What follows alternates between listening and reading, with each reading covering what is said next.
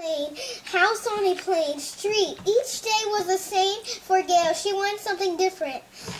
She couldn't not wait for the big family trip. They were going far away. Later that week, they took a train to a lake. Then the family went sailing. Gail looked into the water. I can see a mermaid, she said to David.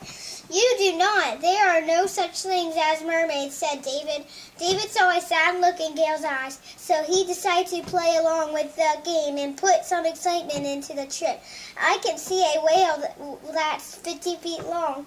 I see it too, Gail said with glee. Now I see a squid with 20 arms. It's right next to a huge snail.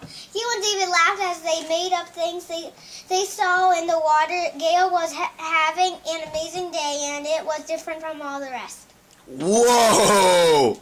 How many words a minute? 164. The final count is 164. We have a new record. And in this corner, the new featherweight champion of the world, Kennedy